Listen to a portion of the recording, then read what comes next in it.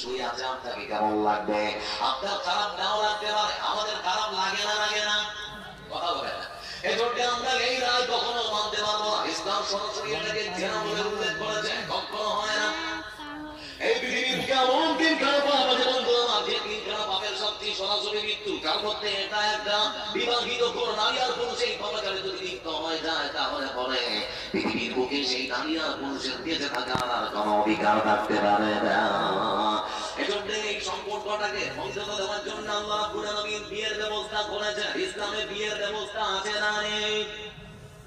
মহান শ্রদ্ধা আল্লাহ রাব্বুল আলামিন তিনি কোরআন কারীমের ভাষায় বলেন, তানকিহু মা তা'আবা লাকুম মিনান নিসা মাসনা ওয়া থুলাথা ওয়া রুবা ফাইন খিফতুম আল্লা তা'দিলু ফাওয়াহিদা।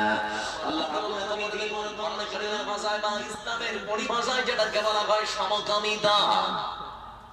আমার বন্ধুরা, এই সমকামিতা, এই বিশাল বড় বাবাজারের জন্য আল্লাহ রাব্বুল আলামিন কিছু পরিস্থিতিতে আমার স্বামী যখন বাড়ি থাকবে না, আমি যাকে হয়তো পছন্দ করি এরকম কোন পুরুষ মানুষকে বাড়িতে নিয়ে আসবো।